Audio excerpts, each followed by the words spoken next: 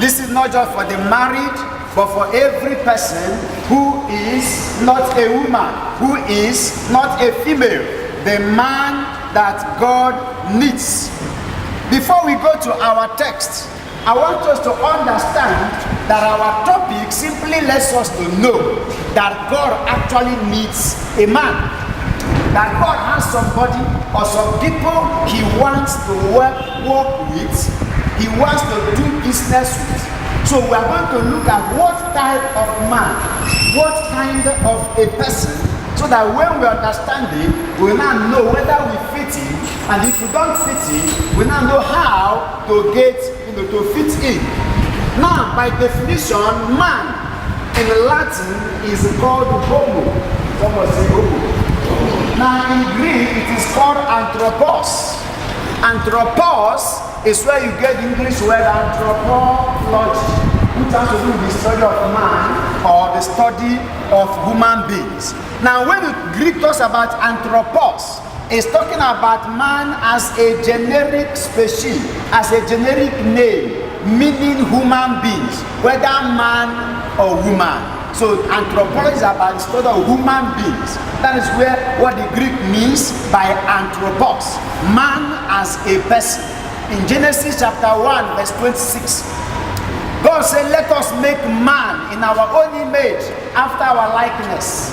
And the Bible says in verse 27, male and female he made them, and see, God called their name man. So man is male, man is in female. That is the Greek concept of anthropos. Then the Greek also talks about anel. Anel is what the Latin calls vir. Vir has to do with a matured adult male. Male now. A matured adult male person, that's what the Greek calls anel, and the Latin calls it vir, talking about man as a male, no longer as, man and woman. And so we are looking at the man God wants. When you talk of the concept of man, there are many things that come to do. When you begin to see man as a prefix, if you actually want to understand man, all you need to do is to add y to man. When you add y to man, what do you get? Many. There's nobody who is one before God. Every man is many. Every man is a nation. Every man is a generation. Therefore, what you carry is not just one person. If you miss it, you are making a mistake for a generation. When Rebecca was pregnant, she was troubled. She went to God seeking the face of God, and God said, you are carrying not two persons. So you are carrying two nations. So you are man, but in actual fact, you are many. That why that makes it many simply means that you are just a foundation carrying many things when you add y. Concept number 2, when you add the word age to man, it becomes what? Manage. Meaning that when a man that is many becomes of age, age is age. When you add age to man, it becomes manage. And if you look at the Bible, even though that may not be our teaching today, the principle of management is the greatest principle on earth. That is the reason why man was created, to manage planet earth. But man cannot manage until man comes of age. So the question as we progress is, am I of age? Am I of age? God is not looking for amateur. He's looking for people of age. Then the next concept, if you add N-E-R to man, it becomes what? Manner. Now, which type of man is God looking for? A man, a person that will understand that it's not just one person, so I don't live my life anyhow because I am carrying a generation, many. I am created to manage something, so I have to be of age to be able to manage. But how do I manage? I must develop my manner or my character. So character is very important to God, for the man that God is looking for. If you add the word kind to man, it becomes mankind. And when you talk of mankind, that is a species. That means something that is specific to a particular group. Every other thing God created can praise God, but only mankind can worship God. Only mankind is made in the image of God. So there is something special, something peculiar about man that is you don't get in any other created thing. You need to understand the value that God has placed over you. The fourth concept, the fifth concept, is the concept of G-E-R. When you add G-E-R to man, it becomes manger. Everyone say manger. What is manger? If you go to English dictionary, that manger is just a box that is long where animals can feed. And manger simply means a garden. A garden. Why are you a manager? Because there is a manger. Every child of God has a garden to manage for God. A garden to work on for God. A garden that God expects to take care of. That's why you are a manager. You are not a manager of space. Manager is a garden. So everybody has a boundary. Manger is a box. So there's a boundary. What you are created to do, your own garden is not another person's garden. Just like in the village, everybody has his or her own farm. To be a good farmer, you must concentrate on your own farmland. Praise God. Now let us go to our text. After that, we continue. Open to Acts of the Apostles, chapter 13. And then let's look at verse 22. If you see it, you can read for us. Acts of the Apostles, chapter 13 and verse 22. We are looking at the man God needs. Acts of the Apostles, chapter 13 and verse 22. Hallelujah. 13 verse 22. And when he had removed him, he raised up for them David as king, to whom also he gave testimony and said, I have found David the son of Jesse, a man after my own heart. Hallelujah. Who will do all my will. Who will do all my will? That's what the word I'm looking for. I have found David, the son of Jesse, a man after my own heart. So God continued to be in search. In Ezekiel 22 verse 30, he says, I am looking for a man. In Acts chapter 13, we see God say, I have found the one in the son of Jesse by the name David. He is the one that will understand my heart. He is a man after my own heart. He will fulfill my counsel. It is important we understand that God is looking for man in the midst of men. There are men, but God is just looking for a man. That means it's an important business. Could I be that man? That is the question that should be ringing in my heart, in our heart. Could I be that man? Or is God still looking for a man? Why I am still existing? Hello? Do you know that women are everywhere? But some people say they are looking for life for 3 years. They have not seen. They are seeing women, but they are looking for a wife. And for 3 years they are still searching. Why they sit beside them, him, sit many ladies. You don't understand. So God is looking for a man. Let's now settle down to the stages of being the man God wants. To the stages of being the man God needs. Now I call it the ultimate sequence. Everyone says sequence. There is a sequence to being the man God needs. And if you miss the sequence, you will attract a consequence. When the sequence is violated, consequence follows. What is the sequence? The sequence number one is the level of I. Everyone say I. The sequence number two is the level of we. Someone say we. The sequence number three is the level of they. Someone say they. Man exists in three levels. The level of I, the level of we, and the level of they. That is the sequence we look at and then we close. So let's start with stage number 1, the stage of I. The stage of I is the stage that is concerned with the word male. In Genesis 1:27, the Bible says God made him into male and female. That is a stage of relationship with the maker. If you go to English dictionary and look for the meaning of male, it says concerned with the sex, or concerned with the sex that has nothing to do with childbearing.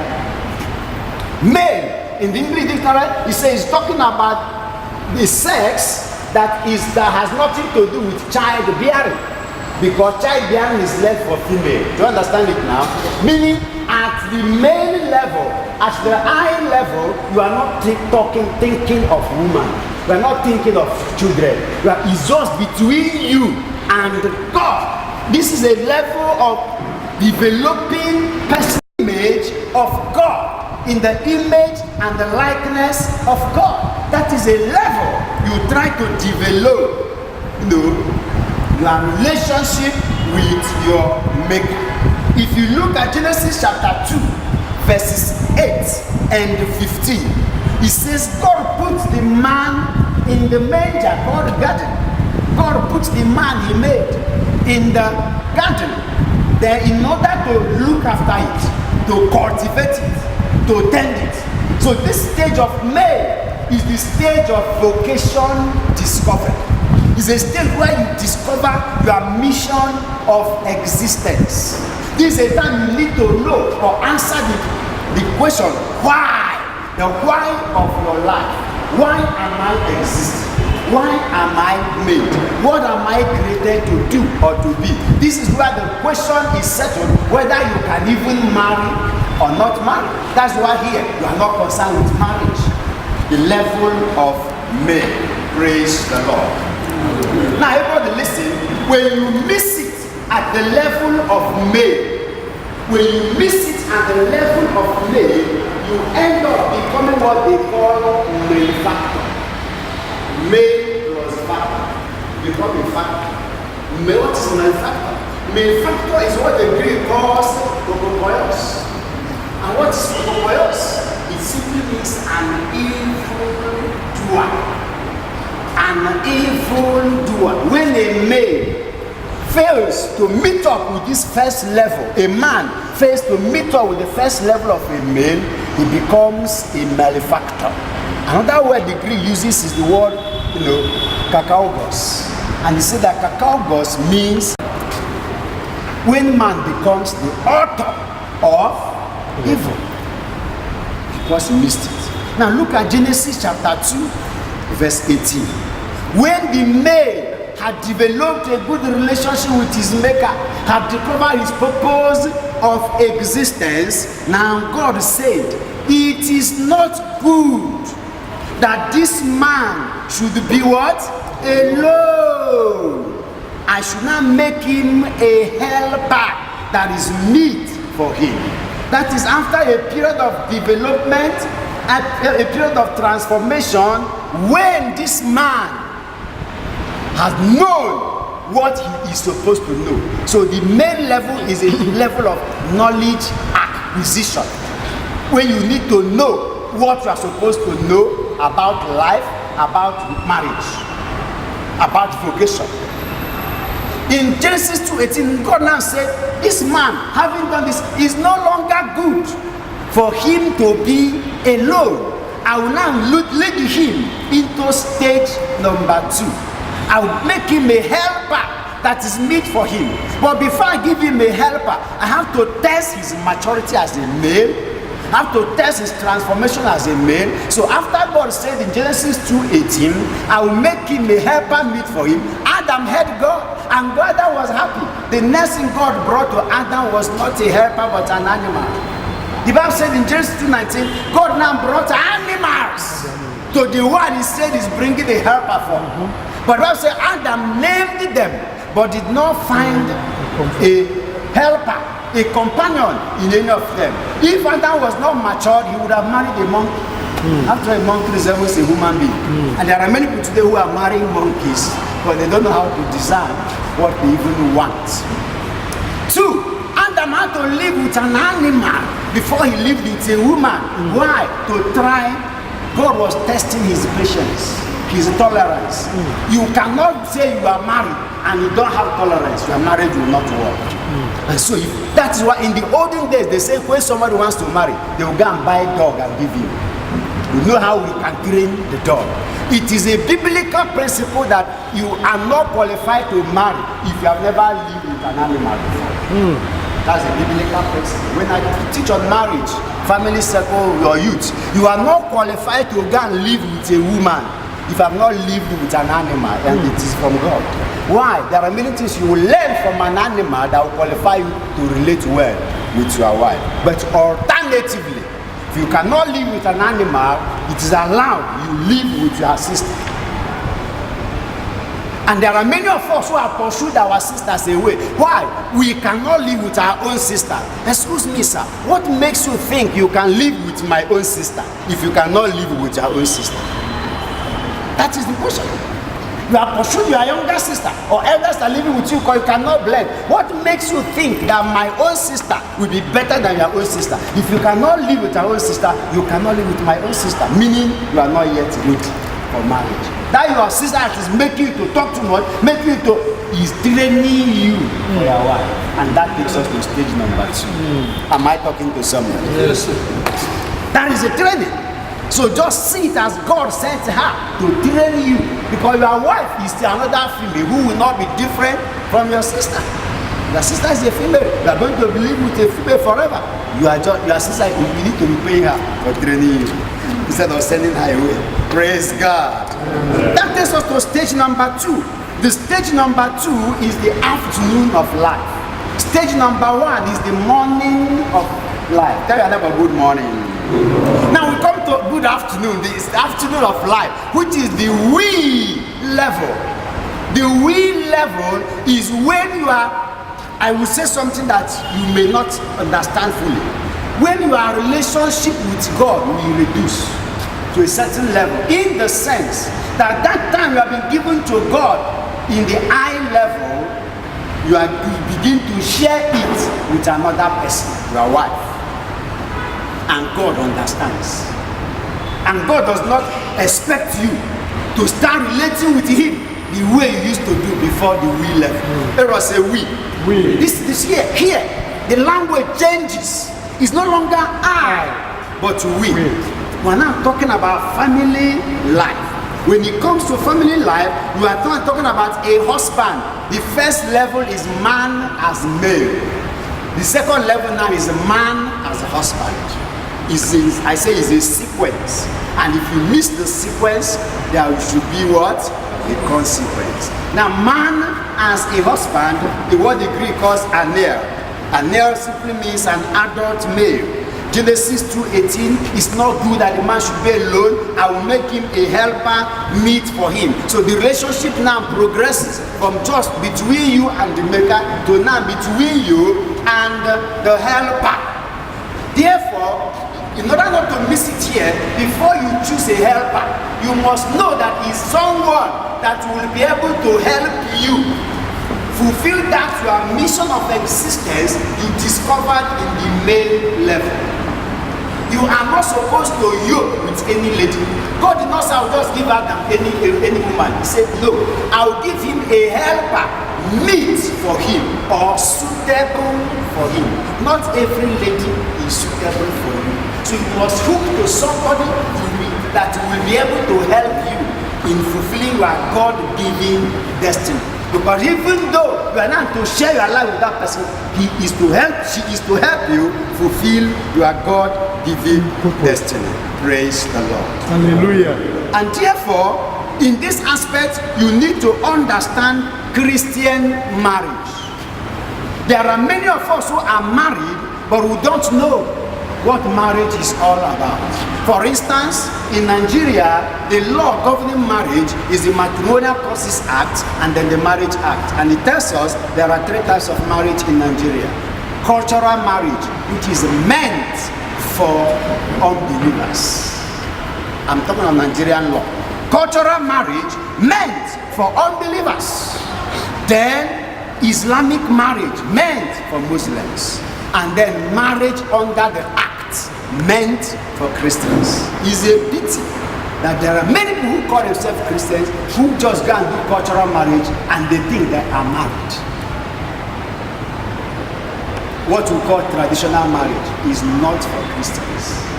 According to Nigerian law, I'm not saying what I think, I'm telling you what is in the Matrimonial Causes Act and the Marriage Act of 2004. But today many people die to go and do traditional marriage, and some will stop and they will be saying that they are married. Yes, they are Christians because they don't understand. Secondly, each of these marriages have what is called values. According to Greek culture, Hebrew culture, Igbo culture, Hausa culture, Yoruba culture, which is traditional marriage, woman is seen as a property of man. And there are many Christians who have done Christian marriage, but they view their marriage or they live their marriage with the culture of Igbo. There's a difference between an Igbo man and a Christian. They are not the same. If you are a Christian, you are not an Igbo man. In the kingdom of God, there's nothing like Igbo. There's nothing like Hausa. There's nothing like Yoruba. Christianity has a culture. So if you are living, if you are married and you are marrying your wife according to Igbo culture, sorry for you. You don't know that you are a Christian, and you don't know that Christianity has a culture. If you are married and you are living with your wife according to Yoruba culture, sorry for you. You need to understand that each of these marriage has its own culture. And in Christianity, the woman is not the property of man. They are children of the same family. They are co-heirs, equal heirs with Jesus. Joint heirship. You need to understand it. When the Bible says man is the head of the family, it's not for superiority's sake, it's for accountability's sake. For instance, the coordinator or our leader. Is our leader the richest person here? No. The tallest person here? No. The fattest person here? He must not be, but somebody should coordinate. That's the meaning of being the head. He's our head. That does not mean his head should be bigger than everybody's head. Praise the Lord. Amen. Ephesians chapter 5. Let somebody read it so that we round up to this stage and then go to the last stage and close. Ephesians 5 from verse 25. Ephesians chapter 5. Read for us, please. Ephesians chapter 5 from verse 25. Husbands, love your wives, just as Christ also loved the church and gave his life for her. Sure. That he might sanctify and cleanse her with the washing of water by the word. Yes. That he might present her to himself a glorious church, not having spot or wrinkle or any such thing, but that she should be holy and without blemish. 28. So husbands ought to love their own wives as their own bodies. He who loves his wife loves himself. For no one ever hated his own flesh, but nourishes and cherishes it, just as the Lord does the church. For we are members of the body. Verse 31. Okay, 31.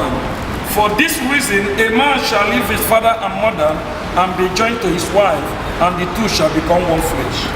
Instead, you love your partner, your wife, as Christ loved the church. And you tell me, how did Christ love the church? He loved the church such that he died for the church. And therefore, you are not supposed to look up a lady you are not willing to die when it comes to marriage. Anybody you are not willing to die for, you are not qualified to marry that person. What dies in marriage? The I dies in marriage. That's the first thing that dies. In the first level is the level of I, isn't it? The second level is the level of we. I dies. So there's nothing like my car, my house. No. Why? The I has died. What dies? The pride dies. Personal ego dies. That's how Christ loved the church. He died for the church. Sacrifice. Point number 2, he says so that he can sanctify her by washing of water of the words. How do you maintain your wife? Through words. The words is Adam in Genesis chapter 3 said, this you shall be called Eve, because you are the mother. It is what Adam called her that she has become. every man is a woman maker. Every woman is a homemaker. We must understand the roles. It is the duty of women to make homes. It is the duty of men to make women. How? By words. What words do you speak out on your wife? What do you call her? Do you call her idiot?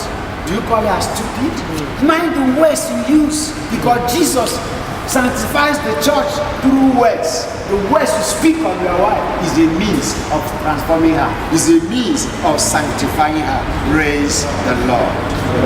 Amen. All right. Verse 31 says, for this reason, a man shall leave his father and mother and cleave. Even though physically it is the woman that leaves her father and mother, psychologically it is the man that's supposed to leave his father and his mother. Who was talking this in Genesis? You know that this is started in Genesis. Yes. It was God who said to Adam, for this reason a man shall leave his father and mother. Now the question, who is Adam's father? God. God was telling Adam, now I have given you a wife, you can now leave me and cleave to your wife. That's why I said that is when you are in relation with God. So it's not when your wife needs your attention. Say, no, I'm going to this. You don't understand. You now know that you are sharing your life. For this reason, a man leaves his father and his mother. And therefore, if you are here and you are married, and it is still your father or your mother that tells you how to run your family, you are a bachelor husband. You are a bachelor husband, and you are not the type of person God is after. Finally, let us go to stage 3. Help me ask someone by your side, are you a bachelor husband? Praise God. Now, stage number 3 is the evening of the man's life, and that is the stage of day. Somebody say day. That is when the attention is no longer on we. The attention is on our children, the day level. We have the I level, we have the we level, and we have the day level. There are many people who fight over who will love their children most. I mean, they fight because you are loving our children more than me. If you don't enjoy her at the we level to satisfaction, you will fight her at the day level. I don't know whether I get my point. If you don't enjoy your partner to satisfaction at the we level, you will fight her, you will be jealous of her or him, whichever way, at the day level. Because you now think that she or he has transferred all the love to the children. You don't know that level has changed, the stage has changed. And therefore, at the will level, try to enjoy each other to the maximum. Praise God. So at the day level, the attention you are now seen as father. The first one as male, the second level as husband, and the third one as father. And the Catechism of the Catholic Church says, even if you don't have biological children, you are a father to the fatherless, as long as you are married. Everybody listen. The highest title of God is father. The highest title of God is father. The highest title on earth is father. Fatherhood.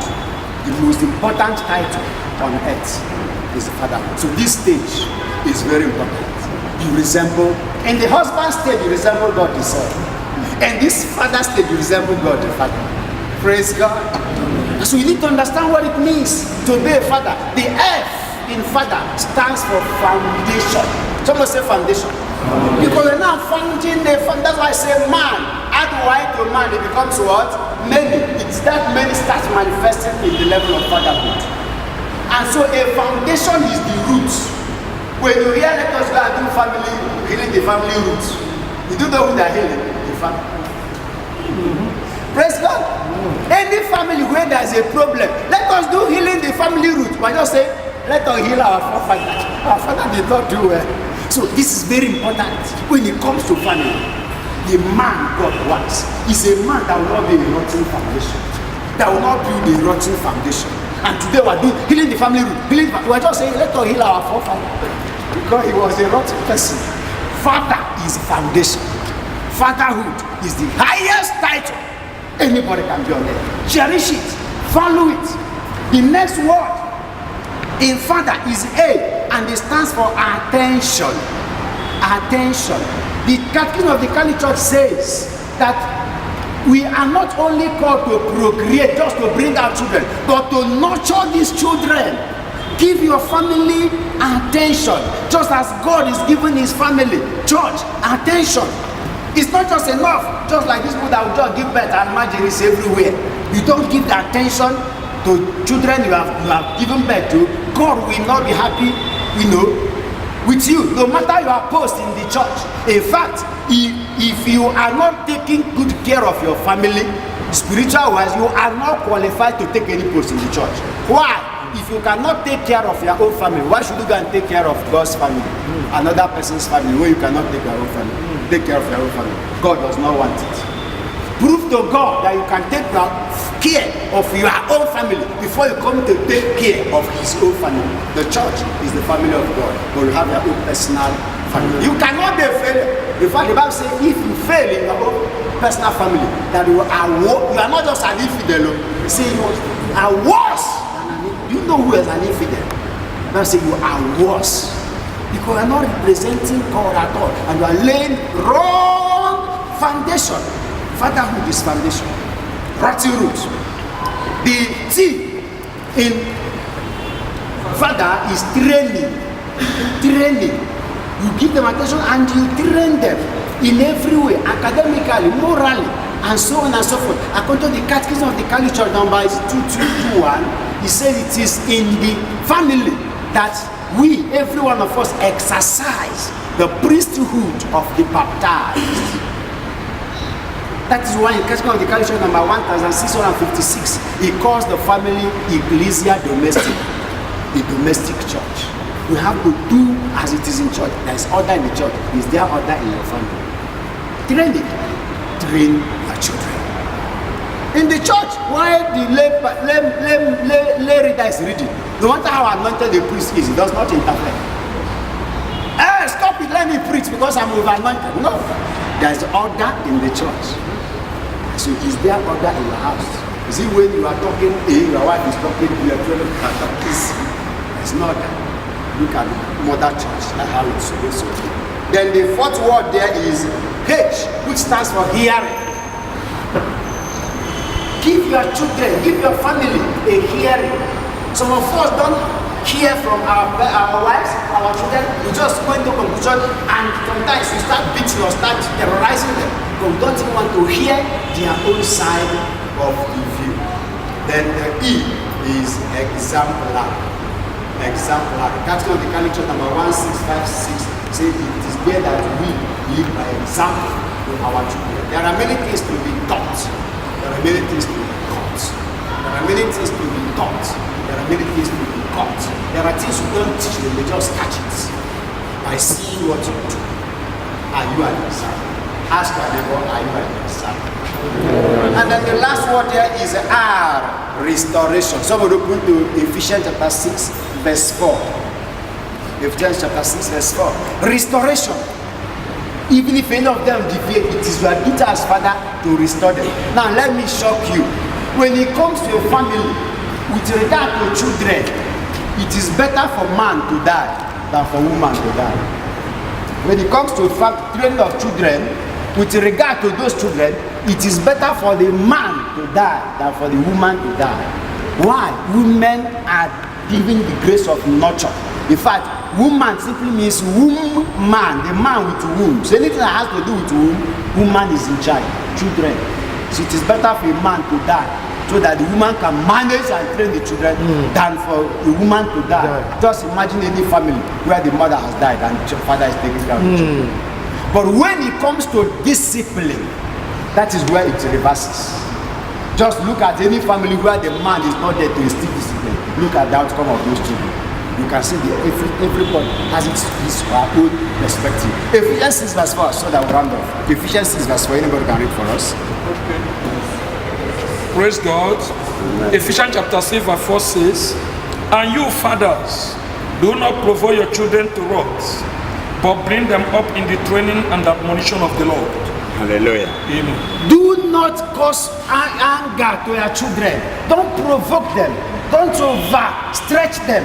Instead, your work is how to raise them, how to train them in the way of the Lord. You fathers, there is a responsibility. The man God needs is the man who will be a male and fulfill the level of being a male, so that he does not end up as a malefactor, a doer of evil. And there are many males in our streets, on our streets, in our nation, causing havoc, causing evil. Why? Because they did not understand or fulfill the level of a male. Then we progress to level number 2, husband, the level of a will, where the Bible says 2 are now 1. How can you divorce yourself if you are 1? That's why divorce does not exist in the language of the church. But today, I say that the church has been overwhelmed and overpowered. Why? Because as I try to handle this person's case, this one is coming. I try to handle it. In fact, the church, I pity the church. Just go to any desk and go and look at how many people that are online for divorce. You will pity the church. You will pity the church. Because many of them did not understand the male level. They jumped into husband level. And then if you don't understand husband level, you go to further level. If you miss the sequence, there must be a consequence.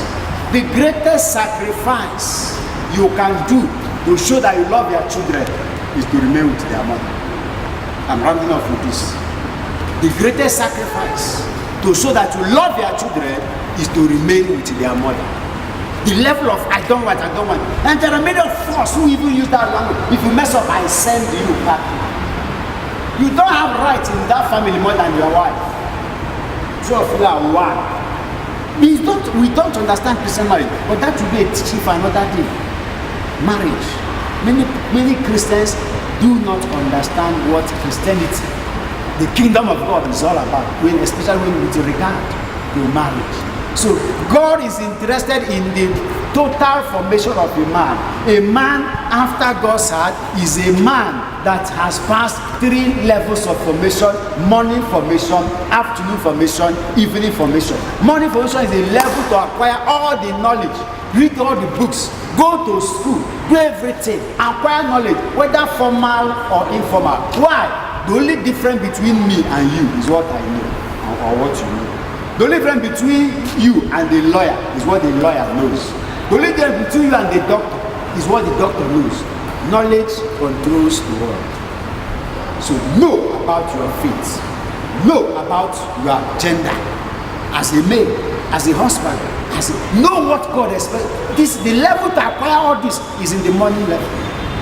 In the afternoon level, your life is shared. That's why the Bible says, serve your God in the time of your youth. There are many of you now, if you say, we are going to the desert tomorrow, some of you will run up the desert. Some people will be saying, wait for me. You don't understand? Age is telling on you, level by level.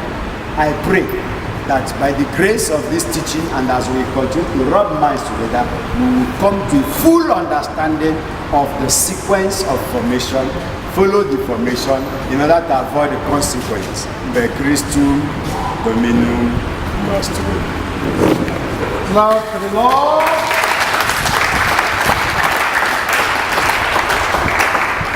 Love for the Lord. Love for our brother. And I will tell you why.